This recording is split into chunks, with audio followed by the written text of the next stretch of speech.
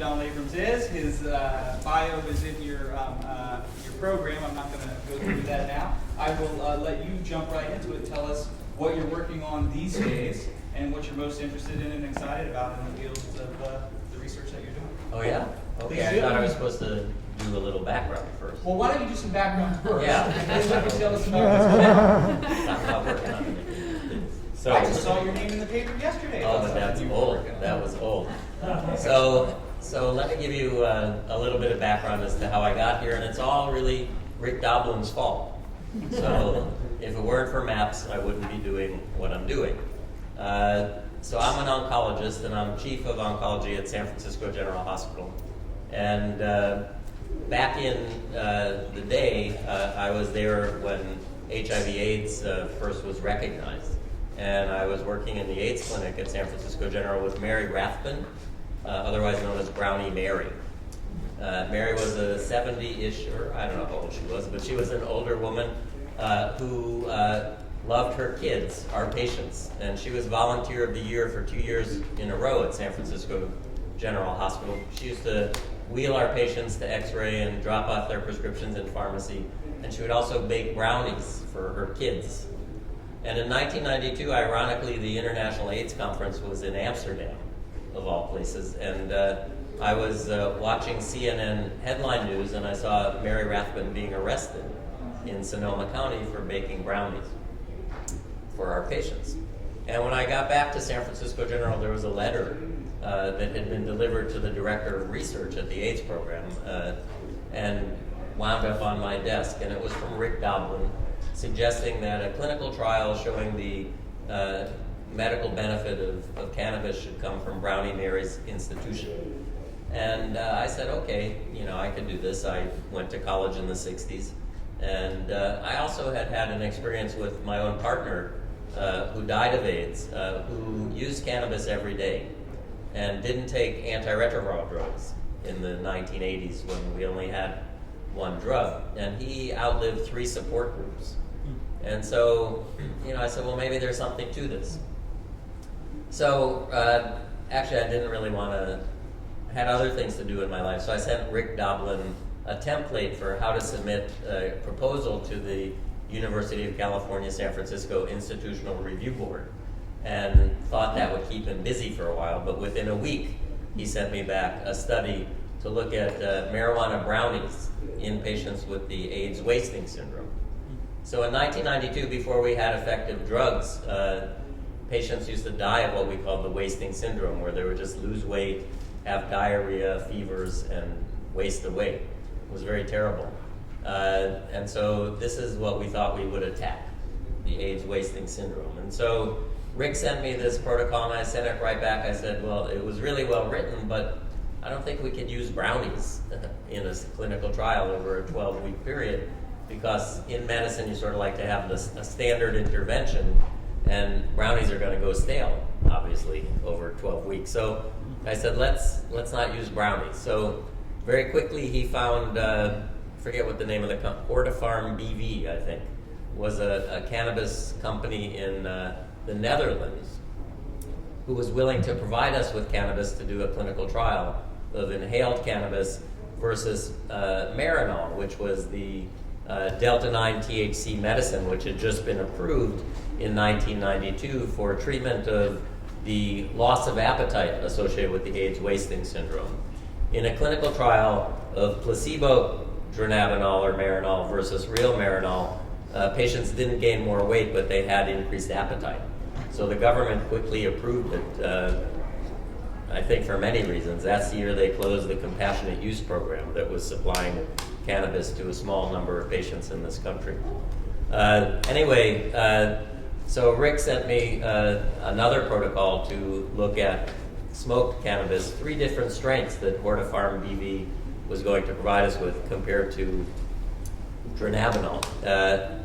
And then the real complexities started, because I tried to, number one, get a Schedule I license from the DEA, try to get the protocol approved, and needed to get a letter from the US government that it was okay to import cannabis from the Netherlands, but they wouldn't do that until the Netherlands would give us a letter saying it was okay to export cannabis. And neither was going to budge, and it was like one of those catch-22 situations that I really couldn't figure out. Ultimately, I was told to seek a domestic source of cannabis for this research. And the only domestic source of cannabis for clinical trials is NIDA, the National Institute on Drug Abuse. And I just got an email today from somebody who read the story about me in the Chronicle, who's growing CBD-enriched cannabis on a collective here in California, would love me to study that. And I said, I'm sorry, the only legal source of cannabis in this country to study is NIDA. And that sort of closes the conversation. So this is what I learned back in 1990. Actually, it's coming up to 20 years now because this all started in 1992. What I learned was that NIDA has a congressional mandate, actually, to study substances of abuse as substances of abuse. So my request to study cannabis as something that would treat an AIDS wasting syndrome could never really be accommodated because that was asking to study this as a medicine and not to study it as a dangerous addictive substance or to look at its potential harm. So Clint's book sort of recounts the whole history of my attempts to do research way back in the 90s. But things happened in 1996 that were noteworthy. Number one, in California, the people voted to allow compassionate use of cannabis with the passage of Proposition 215, which had a very open window for the conditions for which cannabis could be used. And also in 1996, protease inhibitors became available as potent anti-HIV medications that really turned around the whole history of the AIDS problem as we know it, in that patients really responded very well, and it was no longer the life-threatening disease it was, and the AIDS wasting syndrome virtually disappeared. But protease inhibitors were also broken down by the liver enzyme system that also breaks down many other pharmaceutical drugs as well as recreational drugs. And what I discovered, or fortunately, was that this same system is involved in breaking down cannabinoids. So in 1996, we submitted a proposal to the government asking if we could look at the safety of inhaled cannabis in patients with HIV taking protease inhibitors, to make sure that there wasn't a drug-drug interaction between cannabis and the protease inhibitors that might make the protease inhibitors level in the bloodstream go down so that they were less effective as antivirals, or that might make the protease inhibitors level go up so that they were more toxic. And so this was acceptable because we weren't looking to see if it was effective for anything. And so ultimately in 1997, the government gave us $1 million and 1,400 of their best cannabis cigarettes to do research. Now, the cannabis was 3.56% THC. And very shortly after I got this grant, there was a patient advocacy movement that said Dr. Abrams is trying to kill AIDS patients with inferior grade cannabis. So that's when I learned you can never make everybody happy. You know, and I actually did have a word with the government and said, you know, you really need some stronger medicine. And they said, well, their cannabis is a machine rolled in Pall Mall rolling papers, as Rick Doblin exposed. And they told me that if there's higher grade cannabis, 6.8%, was too sticky to put in their rolling machine. So I said, you know, we got to get around that somehow. So anyway, so we did do a clinical trial back in '97 where we took patients with HIV who were on protease inhibitors and put them in our General Clinical Research Center for 25 days. And because we were studying a Schedule I compound, they couldn't have any visitors, and they couldn't leave the unit because they were smoking cannabis. And in this study, we had a third of the patients smoked a night a cigarette, a third took dronabinol pills 3 times a day, and a third took placebo dronabinol.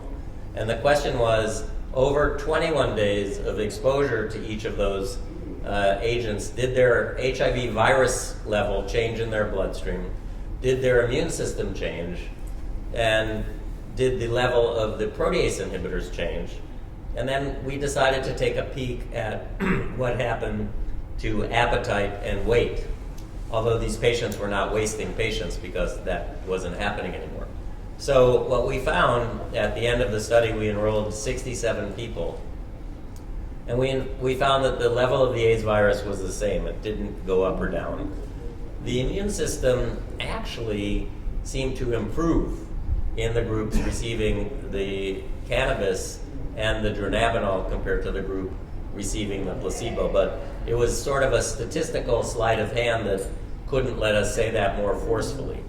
There was no clinically significant change in the level of the AIDS drugs in the bloodstream, and patients' appetite increased and they gained weight. So patients were in our research center overnight for 25 days. As I mentioned, they had a refrigerator next to them with snacks that was unlocked until 11 o'clock at night.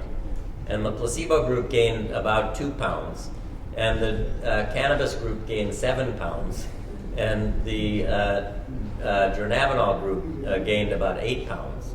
One patient gained 15 pounds, actually, and couldn't go home in the same clothes that he came in. So we did demonstrate that there was weight gain even in these patients without wasting, but the study wasn't powered or wasn't large enough to really make a definitive statement about the impact of cannabis or dronabinol on weight. But with that study, we felt pretty confident that cannabis was safe for patients with HIV on protease inhibitors to use, that it didn't perturb the level of the virus, didn't disturb their immune system, in fact might have improved it, and didn't alter the level of the active drugs in their bloodstream. So that was good news, and we wanted to do more research, and we were fortunate in California at the end of the 90s, hard to believe now, but we had a budget surplus in the state.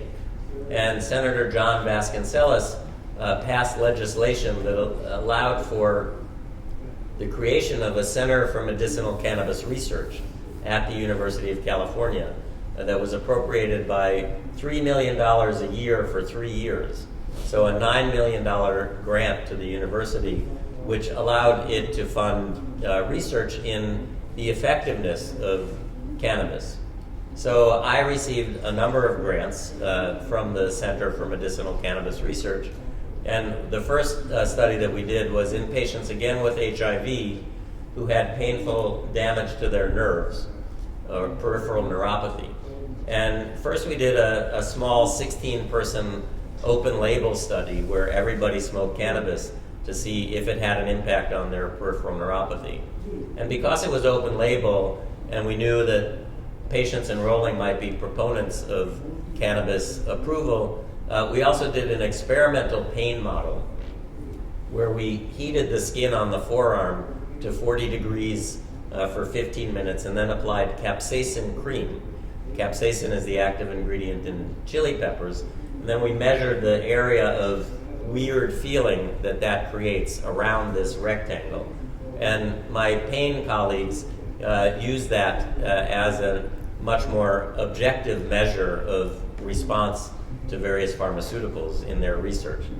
So we found in the open label pilot study that we had significant reduction in the symptom of neuropathic pain. In fact, in that study, I remember clearly a patient telling me, you might wonder, is the pain really reduced, or am I too stoned to appreciate it? And he said, I was in a motor vehicle accident a few years ago in the hospital on a percutaneous pump giving me morphine. And I just kept pushing it and getting as much as I needed. And at that time, my neuropathy was much less troublesome to me, but it was because I was too zonked and didn't appreciate it, but it was still there. Smoking cannabis in this trial, my neuropathy is gone. So with that information, we then figured out how many patients we needed to enroll in a larger placebo-controlled study, because as you know, the gold standard of any drug study in this country is to compare the active drug to a placebo. So what did we use for placebo? Well, NIDA, of course, has placebo cannabis cigarettes that look and smell just like real cannabis cigarettes that they provide and are almost as potent. I got news for you. That's awful. But, because it's the terpenoids and the flavonoids in the plant that give it the smell. And so they just take out the little 3.6% THC, and then we have placebo cannabis. And so we did that study, and we demonstrated that compared to placebo, the real cannabis was much more effective in reducing the peripheral neuropathy symptoms. And actually did a comparison to gabapentin or Neurontin, which is the drug that most people use to treat HIV-related peripheral neuropathy, and found out that the number of patients you needed to treat to get one to respond was exactly the same for inhaled cannabis versus the gabapentin. So meaning that this was as effective as the standard of care. So that was good news. Bad news was at the same time that we started that study, funded by the CMCR, I tried to start another study in cancer patients with pain from bone metastases who were on an opiate, because I was very interested in the question of, is there synergy, is there between cannabinoids and opioids, such that when you combine them together, the pain relief is increased. And we opened this study and we enrolled only 1 or 2 cancer patients and had trouble enrolling more cancer patients, and the CMCR took the funding away. The next study was another study in cancer patients looking to see how inhaled cigarettes compared to dronabinol as a treatment for nausea, delayed nausea after chemotherapy. And I was doing this study with a UCSF nurse who specialized in nausea in patients receiving chemotherapy, Suzanne Dibble. And we calculated we needed 81 patients for this study, which was an outpatient study where we were going to deliver cannabis and dronabinol and cannabis placebo cigarettes and dronabinol placebos to the patient's home and have them use them for 3 days and see if we could decrease delayed nausea and vomiting. Out of 81 that we targeted, we could only enroll 8 patients. And again, a study that was aimed at cancer patients didn't seem to work out. So we lost our funds for that. So I decided, let me move away from cancer patients for a minute. And we know now that cannabis is safe in patients with HIV and also seems to be useful in neuropathy patients. And other investigators from the Center for Medicinal Cannabis Research also investigated neuropathy, both HIV and otherwise, and found pretty similar results, that cannabis was effective for peripheral neuropathy. So whether it belongs in Schedule 1 with no accepted medical use is something that's obviously quite debatable. But we knew that people were not enthused about smoking a medicine. That was one of the main complaints I got. That was a reason that maybe cancer patients didn't want to participate, especially if they have lung cancer. Do they want to smoke a medicine? So I think, again, it was Rick Doblin and Dale Geringer who sort of suggested, well, maybe you should investigate vaporization. And so they got me in touch with the folks that made the volcano vaporizer. And we decided to do a study to look at vaporization as a smokeless delivery system. And for this study, we didn't want patients. We wanted healthy 25 to 40-year-old chronic marijuana users. And this was the fastest study that we ever enrolled.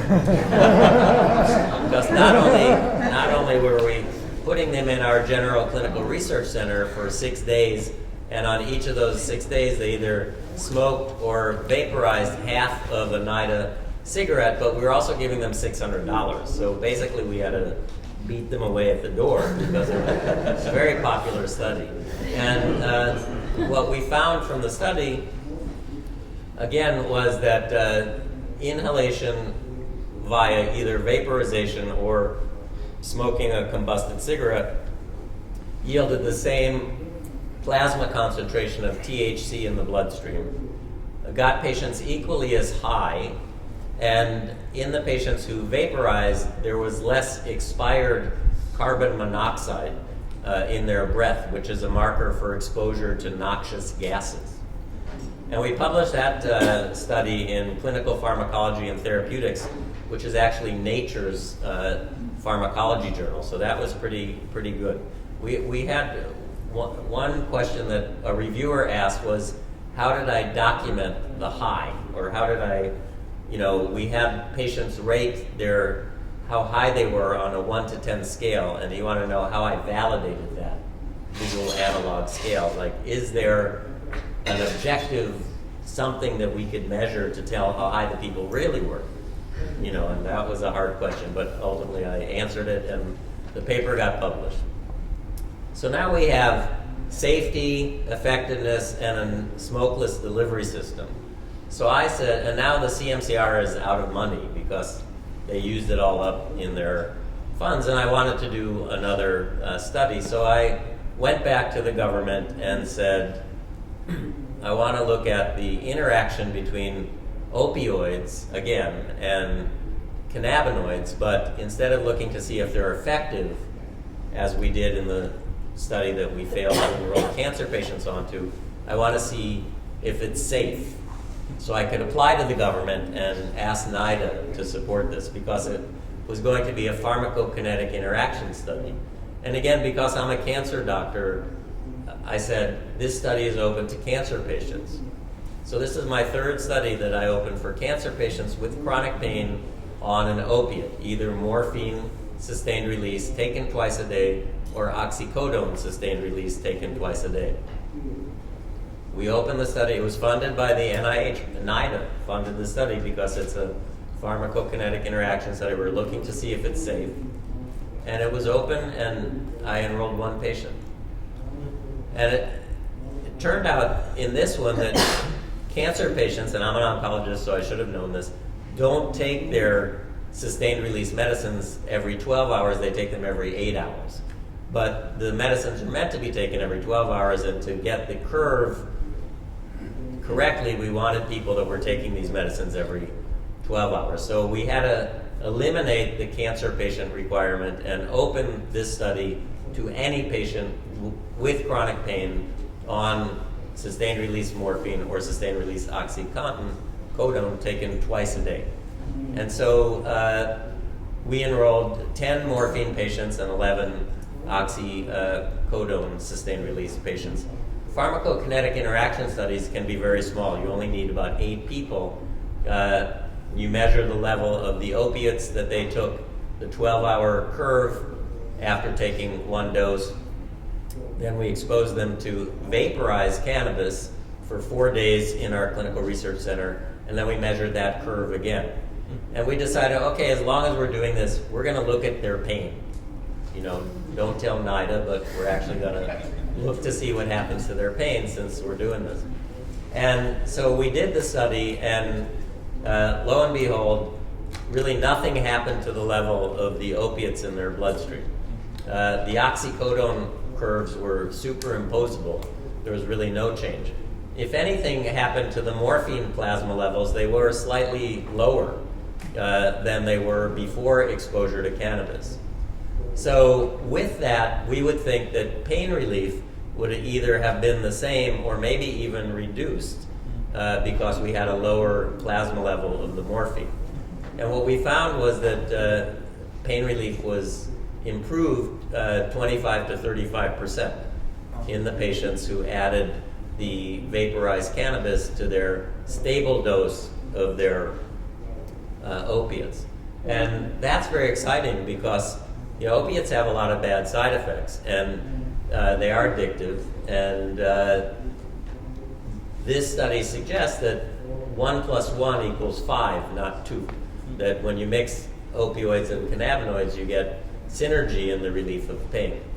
So that study just was published this month or now, again by that same journal, Nature's Clinical Pharmacology and Therapeutics.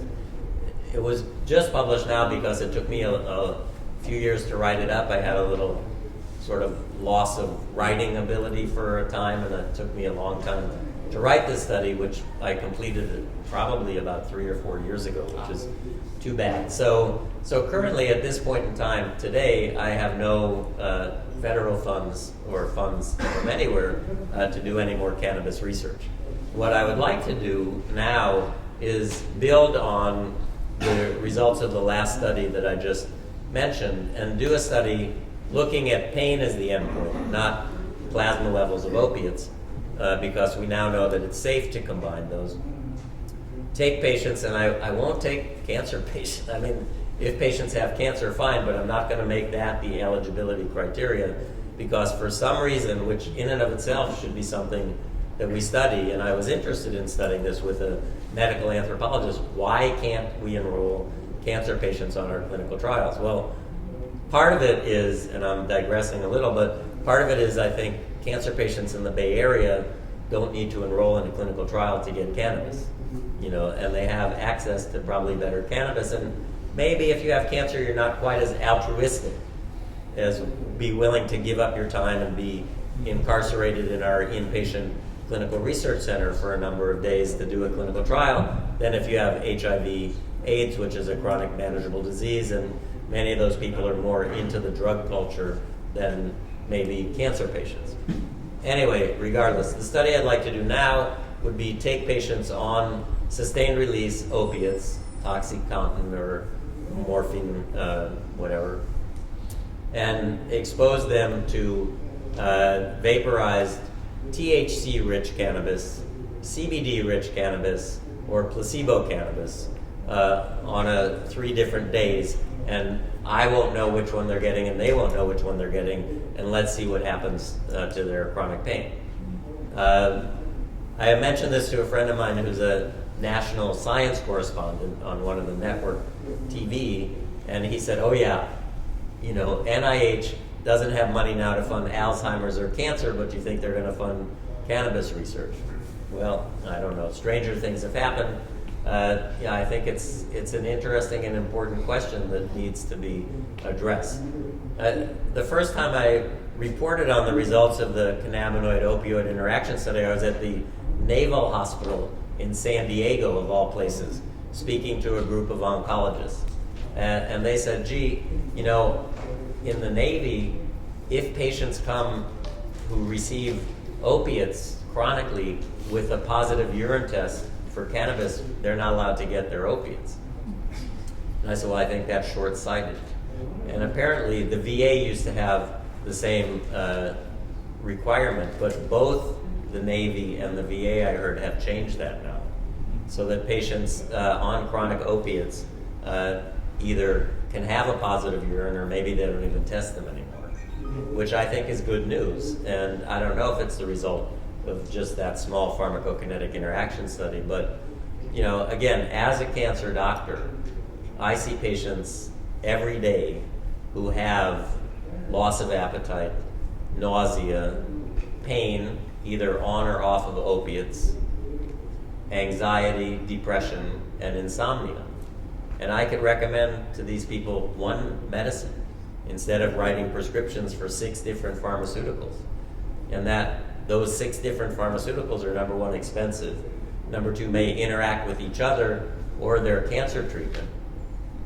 And they're not a medicine that the patient can grow their own. In talking to my cancer patients, I often ask, what brings you joy? And the number of cancer patients who say that gardening brings them joy is not trivial. And I think if you're dying, or you perceive you're dying, or that part of you has died, that bringing life out of the ground is a very positive experience. And for people to grow their own medicine when they have a cancer diagnosis and feel like they've lost so much locus of control, I think is very empowering and very health promoting. So, even though I don't currently have a clinical trial ongoing, I do want to do that opioid-cannabinoid interaction study, and would also like to think about more looking at cannabinoids in cancer treatment itself. And Clint later on, I think, is talking about cannabis and cancer and Alzheimer's. So maybe I'll wait until after he talks to expand on that further. Yeah, Donald, if you could, thank you. That's fascinating. I've heard some of that before, but never all of it all at once. I'm glad that you took the time to do that. Tomorrow I'm going to do it again with slides, so I'll be there for that. If you want to leave the room during that. But I'm wondering, I picked up on something you said towards the very end here about the reaction that you got from a friend who said, oh, well, they're not funding anybody now to do this other work. Why would they fund cannabis research? And could you talk some about some of the other deterrents to doing cannabis clinical trials? I mean, beyond just getting the money. Let's say that the good people at MAPS came up with the money and said, here, we will pay you to do the research. Problem still wouldn't be solved, right?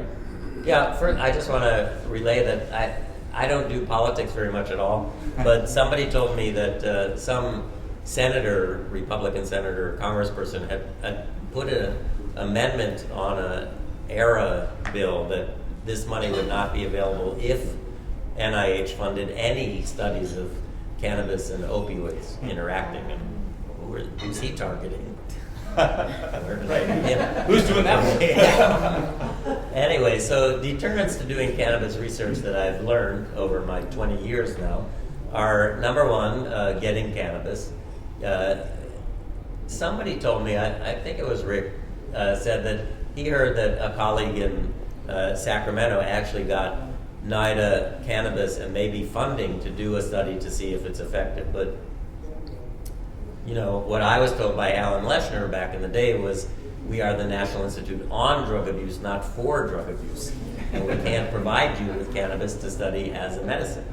So he denied, of course, saying that when I challenged him a few years later. But number one is the difficulty in obtaining cannabis.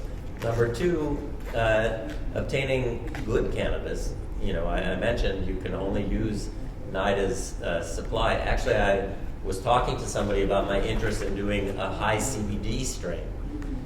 He told me, we don't have that, but we can take CBD capsules and sprinkle it on our regular cannabis. That's not how nature does it. So, to get approval to do a clinical trial at the University of California, San Francisco, that involves real plant cannabis requires 8 different approval bodies. I do 8 and I show you 6. That means dyslexia. But anyway, I need to get approval from the FDA, from NIDA, from the Drug Enforcement Administration, and because I'm in California, we have to get approval from the Research Advisory Panel of California, which needs to approve all clinical trials of Schedule I substances. Formerly known as the California Research Advisory Panel, but since I did that so many times and made people aware that their acronym was crap, they changed their name to the Research Advisory Panel of California. So I do have some impact here. So I have those 4 approvals. Then I have to get the University of California Institutional Review Board. If it's a cancer study, it has to be approved by the Cancer Committee, and then it has to be approved by the General Clinical Research Medical Advisory Committee. And there's one that I'm missing that I can't think of now. But so for anybody to submit a proposal to that many different reviewers and then to take each reviewer's comments and incorporate them into your clinical trial, you need to really have a full-time staff person keeping track of that, and that's not really viable. Another thing is when you do a study and you're doing a blinded study, your reviewers in your manuscript, when you submit it, say, well, it wasn't really blinded, because people know if they're smoking cannabis or placebo. Again, with the potency of NIDA cannabis, I think you can fool people, especially because we had everybody do the Fulton puff procedure, which if you just do it yourself, you get a little buzz. Just inhaling for 15 seconds, holding it, and then exhaling, and then waiting again for 30 seconds and repeating the cycle. It's just a breathing thing that can make you a little lightheaded. So when we had people inhaling the placebo, but reviewers, getting your paper published or your results published requires it to be accepted by reviewers. And let me tell you that I've had 4 papers published now. The last 2 have been much easier than the first 2, but the first 2 were, rejected, even with good reviewers' comments. I felt that the publishers of some of the major journals just didn't want to publish a marijuana article in their journal. So, the whole gold standard of your productivity in academic medicine is your publications. And if you're going to spend years doing a study with marijuana and you can't get it published because of biases, then that's not a good use of your time. So I think those are what other deterrents are there to do in the research. Did I leave anything out? Pretty well covered. Okay. I would like to open up, I see a couple of hands for questions. Let me first see if any of the other panelists have questions for Donald or I have Dr. a question. Fisher. Yes. So you spoke a couple times about the mission of NIDA and how that's kind of in direct conflict with the study of one of these illicit drugs as medicine, not just cannabis, but psilocybin and Right. LSD and Yeah, these yeah. others. So I'm wondering if maybe we should be thinking about trying to get NIDA to change its mission, or if you think that this proposed name change into National Institute on Diseases of Addiction would change how they would view cannabis as a potential treatment for addiction, or being able to look at it as a medicine. I never try to second guess NIDA. I can't, I think it's an interesting, if they're going to be the gatekeeper for cannabis to study, it's a problem. Now, years and years ago I called and said, well, what if I do want to study it for its effectiveness? Like, let's say in cancer, anorexia, or nausea. They said, well, you apply then to the National Cancer Institute, and they review it, and then if they review it and approve it, then NIDA supplies the cannabis, just like the deal that was worked out with the Center for Medicinal Cannabis Research. As long as the CMCR was funding the studies, NIDA was happy to provide the cannabis, as long as they didn't have to provide the funding. So, should I start submitting proposals to the National Cancer Institute? That might be an interesting thing to do. But from the first wasting study that was reviewed by the NIH in 1996, those review panels are really very clueless. And here I asked to have cannabis to study in patients with the AIDS wasting syndrome, which was, the lifespan is measured in weeks to months. And 2 of the reviewers said, we don't know why he would choose to study such a toxic substance. And the 3rd reviewer said, well, aren't you worried about tumor necrosis factor accelerating atherosclerosis? And these people don't have a lifespan to think about whether their arteries are going to get clogged from some, basic science, not clinically relevant, potential interaction. So I'm just concerned about the standard review panels that they have. And I think, to be honest, that NIDA now is a little bit more used to my proposals, and it might be a better place to go if in fact they are starting to fund studies that are looking at it as a treatment as opposed to a... But they're also funding a $400 million cannabis addiction research center. Okay. So I saw a hand. We'll go here, and then was it you, sir, that had? Did you have your hand up? No. I'll go there, and then up here. Thanks. Okay. And I'm a little deaf too, and I hear voices in the other room, so you have to speak up for me. Okay. First of all, I want to say thank you very much for coming today. And one is, does California, with the medical marijuana laws that we have in the state, doesn't it afford you some kind of protection to be doing research in the state, since it is we have so many patients' rights laws here? Like, wouldn't this fall within The federal card trumps here. Yeah. It's federally, and you have to have a Schedule I license. And so if we want to do our own our own kind of studies around here, how is it impossible to get a professional's help like yourself to maybe overlook some of the stuff? Because we're not getting the funding or the help from our government to get these studies done. And we need the studies done now. We've got plenty of patients and people that are willing to do whatever it takes to get the stuff done. But we need more professionals like yourself or somebody that could help us look through our stuff and figure out what's going on. Because I think that people would be interested to see where this research is going to go, and we need it now. We don't need it 10 years from now, 20 years from Fukushima now. is burning on the other side of the Pacific right now. Like, I mean, cancer is only going to be increasing. That hasn't gone away. I mean, I don't know if just to bring that back into people's reality, I think cannabis as a code in medicine in the future is even going to be more relevant to what's going on. Yeah.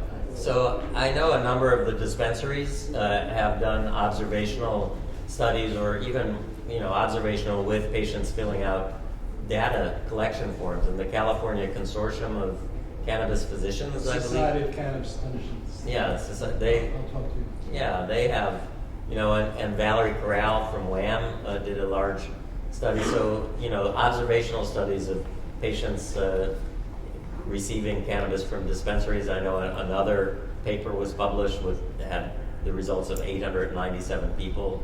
But, again, those observational studies of people retrospectively or even prospectively are less weighty in evidence than randomized controlled clinical trials. So, yeah, so would somebody like me be involved in that?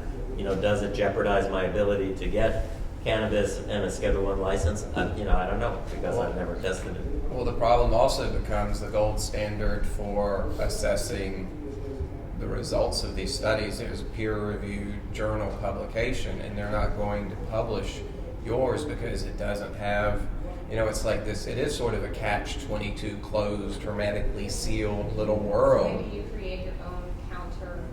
Well, Fred with O'Shaughnessy's is documenting a lot of this data, and that's probably the best we can do is create an alternative body, do it as professionally as you can and get it out there. But it's not, it's going to be the small, vole going against the giant hill, compacted, trying to, get away.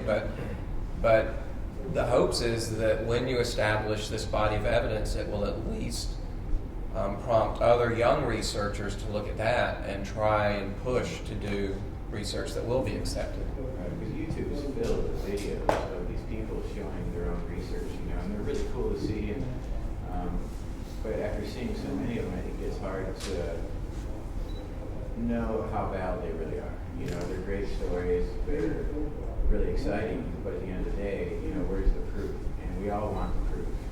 I have a survey that I'm happy to share with you that has been administered to over 1,000 patients in the US and Canada. And I'm actually trying to get as many people to administer this survey to patients as possible so we can build up some reliability and validity with it. So I'm more than happy to share, and I'm more than happy to analyze. So if you want to give the survey and send them back to me, and I'll analyze them.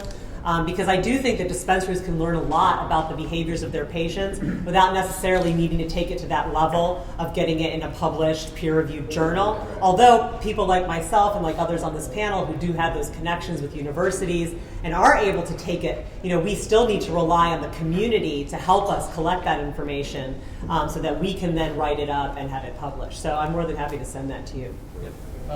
Platt? Yeah, I had a few questions about CBD. Is CBD Schedule 1 as well as THC? CBD is Schedule 1. That's a shame because Yeah. CBD, like the studies that you want to do, definitely I think CBD above THC should be available get prescribed it because it's affecting things like inflammation and periphery stuff without really impacting mentally, which seems to be what people have. You'd be happy to know Raphael Mechoulam agrees with you. The father of cannabis chemistry. 210, that's only active CBD or something. What's that? I think one of his drugs that is. Oh, the HU. Schedule Yeah, I. no, I don't know about that. I don't know the synthetic. That's a synthetic cannabinoid. Yeah. Right. They essentially when the whole spice thing came through, they took 210 with it, which is only CBD, which is insane. It wasn't going against these, but you know, government chooses to do what they do. But I did have like a suggestion. You said you wanted to do studies with CBD-rich cannabis. I would say Harlequin. You'd say Harlequin what? Strain. is one of the Yeah, again, it's not coming from NIDA, I can't do it, right? That's right. Okay. Yeah, they have to grow it on that farm in Mississippi. Hannah, and then Stephen. How much time and money would you want for your vaporization study? Forgetting all the other hurdles, just like money and time. Well, I need to ask my biostatistician how many patients we need. From the first study that just got published this month, we can figure out what this effect size is, and then we have to figure out the sample size. And the more things you compare, the larger the sample size. So if I want to compare placebo to CBD to THC, I thought I would do a high THC, high CBD, balance CBD, THC, and placebo. So that's 4 arms. So that, now we're talking 100 to 200 patients. And am I going to do it in the GCRC as an inpatient study so that I could observe the patients doing the vaporization, or do I do it as an outpatient? So it's way too uncalculated to answer your question, but it's a lot of digits. And then what about spice? I mean, you mentioned spice and just how that's affecting cannabis. Synthetic cannabis Synthetic that analog. was taken off the market. It was on the street for a while. It was like I didn't synthetic know. cannabinoids that were spray painted colors, and Yeah. Oh, kids were yeah. smoking it, and it was bad. Yeah. So it's the law of unintended consequences. The government didn't want to allow research that might show benefit with the components of marijuana, and they kind of wanted to draw a division there. And so they had researchers come up with the artificial cannabinoids, which are more harmful, apparently, some of them by far, than natural cannabinoids, and here we are. Yeah, Stephen and then Fred. This is actually going to follow up on one of the questions from over there. You were saying that one of the blockades was the ability to get, proper cannabis for research. Now, clearly in California, it's not a question of the cannabis, because cannabis is relatively available. It's been, carefully measured and all of that. The problem is in your particular circumstance, being with the university and going for federal grants, you have to jump through a bunch of hoops that, don't relate to the availability of cannabis per se. So what I'm interested in is there, and you don't have to be in a university to understand necessarily how to do good research. I mean, you need it to have some of the facilities, but it's possible to do randomized studies by a PhD without necessarily being in a university. Now, my question would be: is there any way of getting that sort of research published if that is done? My own bias is behavioral research, not medical, so it's a little less equipment intensive. But is it publishable to do that sort of research without going through an institution? If you're doing research on humans, you do need to have an institutional review board review. From the perspective of the journal. No, in general, if you're doing research on human beings, The law. it is a law. And you should read the short life of Henrietta Lacks, because it's the story about the woman whose cells were immortalized, and we do a lot of research on her cells. She was a poor African-American woman, and nobody ever told her family for 25 years that her cells were all over the world being studied. And just anytime you're doing research on humans, you need informed consent, and that needs to be reviewed by an institutional review board. And they have independent institutional review boards that will review protocols and consent forms from independent investigators who are not in a university. I spent much of my career working with a group of community-based physicians dealing with HIV patients who were not at the university, and organized them into a community-based clinical trials network and published results.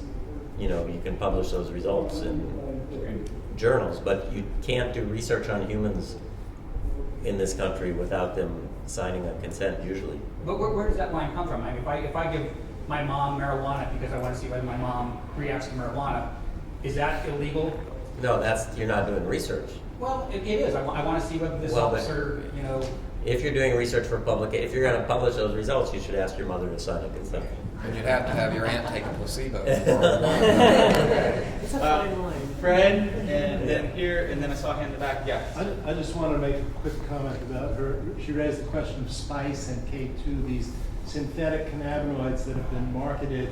It's as of last summer, it was a $5 billion industry. A presentation at the ICRS meeting by a pharmacologist named Brian Thomas, and that $5 billion figure is provided by the entrepreneurs in the American Herbal Incense Association, so you can assume they're lowballing because businessmen generally report lower earnings than they're actually getting. And it is exactly like Clint said, they've created a Frankenstein monster with these synthetic cannabinoids that then amateur chemists can copy and create products. And I was recently in a gas station and I saw under the, kind of behind the plexiglass where the clerk was, there were all these Mylar packets. I thought they were baseball cards or something, but they were all push this and push that. And it is an unintended consequence of prohibition that we now have, and it's very dangerous because the people who take this have no education about. If you get cannabis at a dispensary, if you get an edible at a dispensary, somebody is going to tell you, be careful with this, you can overdose on it, etc. But there's no education associated with it. A lot of military people are using it as well because they can't be tested. That's true. Yeah. We had a question here, and then I'm going to the back there. And My question is for Dr. Abrams. So, just being in the position that you're in, and since the marijuana or the cannabis that's here in California is so much stronger than what's coming in from Mississippi, like, what's your feeling on how that would actually affect these studies that you've done? If you could actually use higher medicinal grade medicine, like where do you think? I know it's just a conjecture, but. Yeah, no, it's a great question. And people always want me to say that the NIDA cannabis doesn't work, and I said, well, it has in my clinical trials, so I can't ding it. But you wonder what 12% would do compared to 3.4 or whatever, and how much more economy of scale you would have, and how much you need to use. How much less you Yeah. have the CBDs and THC are. Right. Yeah. So, Yeah. I'd Exactly. rather hide the lower THC. Yeah. Yeah. Yes. Yeah. How much investigation have you done into finding a different country to do the research? Different country to do the research. What about going around NIDA? Yeah, I think going somewhere else. It's not any better anywhere else. There's a whole United Nations convention treaty that was signed in the 60s, and I think we do more. I go to all the International Cannabinoid Research Society and the International Association of Cannabinoid Medicine meetings. Nobody's doing research in human beings. Everybody's doing, rats and mice. And since I haven't done any, Fred, am I wrong? Since I haven't done any recent clinical trials, we went to a meeting and there was the International Association of Cannabinoid Medicine meeting used to have stuff about real human beings, and now it's sort of like the International Cannabinoid Research Society, which is all rats and mice, and there's nobody's doing. Dr. Hergenrather's Crohn's study at IACM, a California study. Right, but that wasn't a clinical trial. That was an observational. So, so it's not any better in any other country, and whether it's because of all these other obstacles that are in the way of doing, clinical trials. The Dutch, they don't. The Dutch have cannabis in their in their pharmacies, and I said, "Are you guys studying, how your patients do and which patients do?" Oh no, we didn't think of that. They're just Would they allow you to do the studies there? to do. With the government, with the Israel, Dutch government allowing in Israel. I think Israel is probably, as Clint says, the most forward-thinking. Thanks to Rick Doblin. Yeah. A lot of that was Rick's work. Yes, sir. Along those lines, this makes my head spin, but Welcome to the world. since there's obviously a large marketplace and Asian population, if you will, is there any possibility of doing a more epidemiologically oriented study that looks at experience and outcome with sort of meta-research type controls instead of a directed placebo-controlled clinical study to try to address some of the same questions? Is it any So again, like looking at people accessing cannabis in dispensaries. That's Observational, Yeah, I mean, people that's- self-reporting. Yeah, I mean, it's, it's done, but levels of evidence, they have those scales of levels of evidence, and that's not as high up as a controlled clinical trial.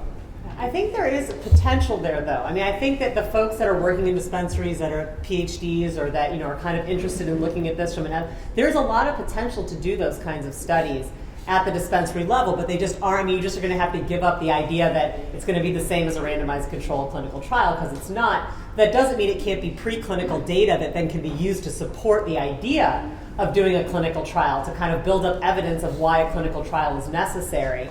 Is definitely possible. And I just submitted a protocol to UC Berkeley's human subjects to do a longitudinal study of patients with PTSD, and basically following them over a year from when they initiate their medical cannabis use and giving them a battery of assessments every month for a year.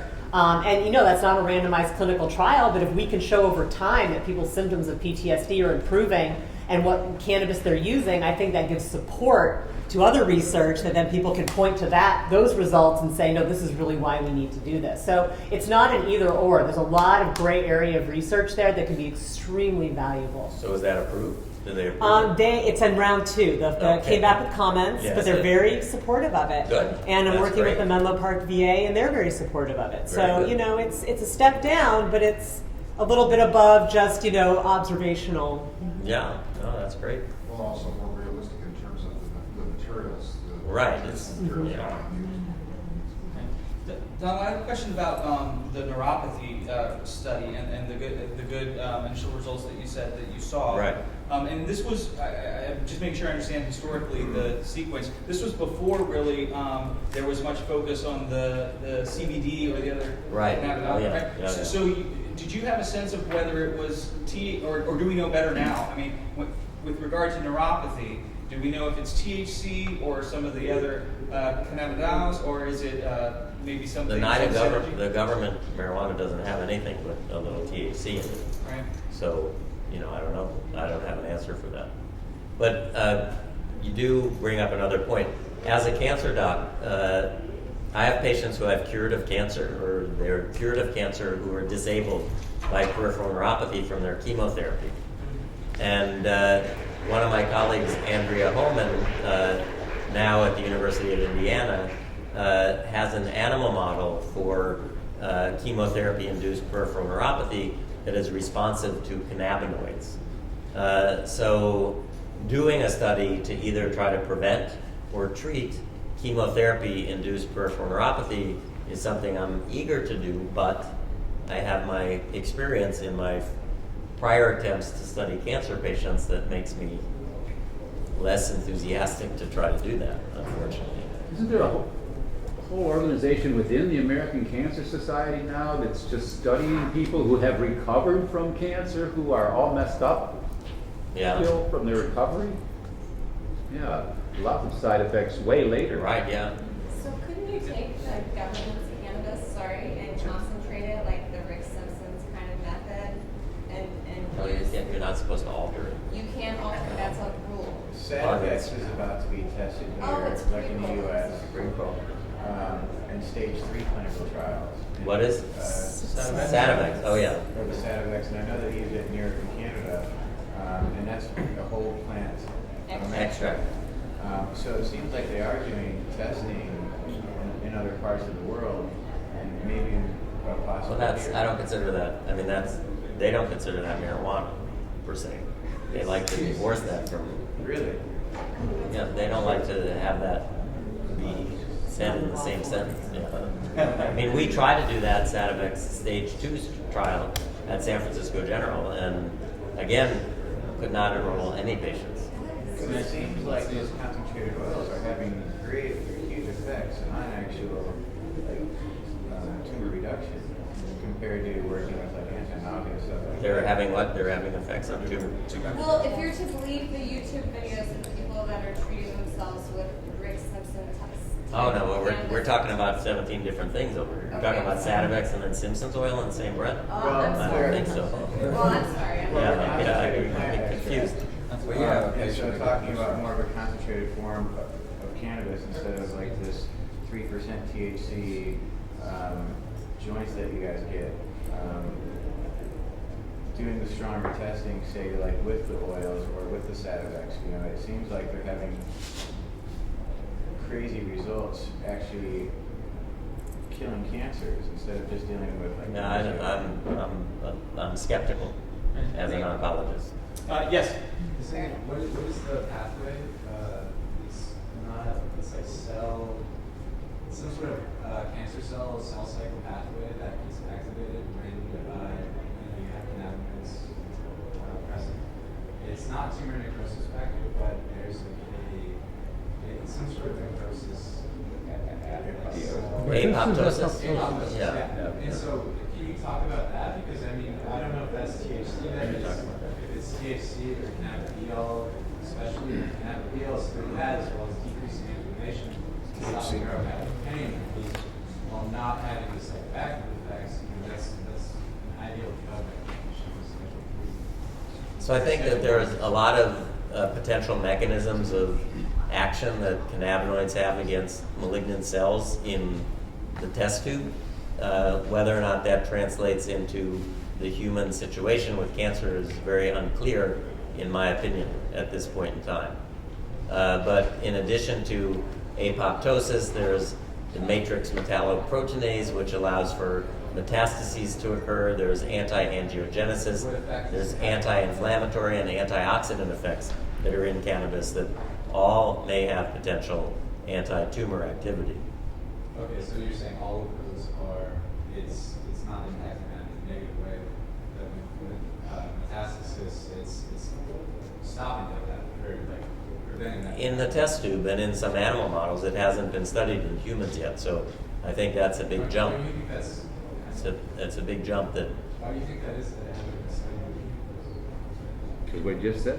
Well, I've sort of explained that. There's some impediments to that research. And then, and guess what? That's cancer patients too. And in my experience, I just don't, I don't know what it is. Maybe I have to wait until more people that went to college in the 60s are getting cancer, but there's quite enough of them already, I must tell you. And there's Ashton who did a study on, lung cancer and found reduced rates in cannabis smokers. So, I feel that if it's activating those pathways and you have animal studies, you have cell or testing studies, and then you have the big meta studies where showing what that looks like, I would think that that would be an interesting pathway. Well, that's in my book, Marijuana Gateway to Health, How Cannabis Protects Us from Cancer and Alzheimer's Disease. That's sort of how I presented the information, because there are these studies in rats and mice and cell cultures, and they show some strong indications that are pretty mind-blowing about how THC especially, but also CBD, and then together have, and the entourage effect, have really powerful anti-tumor effects through the receptors, the cannabinoid receptors in the body, but also there's indications that when the receptors are blocked, THC has like a biochemical activity directly against cancer. So it sort of has a 1-2 effect. So what I did was I presented that, but then I supported that with the epidemiological data that does suggest that using marijuana, ingesting cannabinoids, lowers your likelihood of developing a whole variety of cancers. But I wrote an article in High Times about the cannabis oil controversy, if you will, and it's in the medical marijuana, High Times medical marijuana issue that's out right now. And what I said is that there is a lot of evidence, but I get concerned when people are running around screaming that it's a cure for cancer, because cure is a huge word. The original subtitle of my book was going to be How Cannabis Prevents Cancer and Alzheimer's Disease, but upon reflection, prevent is also a very big umbrella to cram all this under without a lot of evidence. And so I changed it to protects us instead of prevents. And so I suggest instead of using cure, possible effective treatment might be a better way to talk about it, because we don't want people to use the oil and not use effective treatments that we have. but the oil might work in harmony with some of the effective treatments we have. I'm kind of jumping the gun on my section here, but so anyway. So, one more question in the I back. just want to make one comment. And Donald will make one more I want to comment. make a comment if I could. Yeah, absolutely. It takes a moment. Yep, and we will then take a break at 3, and then come back at 3:15, and we still have to hear from Clint, as he's just previewed, from Sue about some of her research, mouse-sponsored research, and from Lyle Draper. So, your question and your comment. Okay. It's just, and maybe you don't know, but if cannabis was rescheduled to Schedule 2, would that take NIDA's gatekeeping role out of the equation for research, or would it not affect it, or we don't know? I don't think we know. Yeah. I don't think so. Cocaine's not that easy to get, and it's scheduled to. Yeah. So with regards to this will be a good segue into Clint's discussion. I was asked a few years ago to be on the board of the National Cancer Institute Physician Data Query Complementary Alternative Medicine editorial board. I know that's a lot. It's really NCI. It's NCI PDQ CAM. They asked me to be on the board. They sort of evaluate complementary therapies in cancer and put up on their website a professionals piece and then a condensed, easy language patients piece. And so I said, okay. And they said, okay, what would you like to contribute? And I said, well, I'd like to talk about cannabis and cancer, cannabinoids in cancer. And they said, okay, which shocked me. They said, can you write something? I said, well, so I wrote a book, or I edited a book with Andrew Weil on integrative oncology. And my chapter in my book is cannabinoids in cancer that I co-wrote with Manuel Guzman, who's the scientist in Madrid who studies the effects of cannabis on cancer. And so I said, well, I already wrote a chapter, and we got permission from Oxford University Press to morph our chapter and put it through the template of the NCI PDQ CAM. And we have a 19-person editorial board that reviewed it and vetted every word, and then we put it up on March 19th or something. And there was the next day, the news from the medical cannabis community went around and said, oh, look at this. NCI said there's no clinical trials demonstrating a benefit for cannabis in cancer patients. Well, we've discussed that. There are no clinical trials. We do, the way they present it is basic science, in vitro, in the test tube, animal models, clinical trials. And then the next day, somebody found a sentence that said in the introduction, integrative oncologists may find that they recommend cannabis to their patients not only for its symptom management, but for its potential direct anti-cancer effect. And everybody said, the NCI is saying that cannabis has an anti-cancer effect. Can you believe it? So 3 days later, I got a call from the editor of NCI PDQ CAM saying, we have this message from NIDA, and we need to act on it. So I said, what do you mean? So he sent me the message, and it said, NIDA sent it out into the ether. We don't know who at NCI is responsible, but we have 3 concerns. Number 1, you never say that this is is not an FDA-approved substance. Well, we said it's illegal. So how many illegal substances are FDA approved? Number 2, the only side effect you mention is euphoria, and you have to mention addiction and withdrawal. And number 3, you have to delete the sentence about direct anti-cancer effect. So I was in the middle of something, and I said, okay. He said, I'm inclined to make these changes. So I said, okay, because I didn't want to have to deal with it. And I came home and told my husband what had happened, and he said, no. Not okay. He said, not right. He said, honey, you need to resign from that board. So we're a little yin and yang, right? So I sent an email saying, I'm sorry, on rethinking it, I'm resigning. Because, we don't need to kowtow to what NIDA says. What is this? We're the NCI. It's America.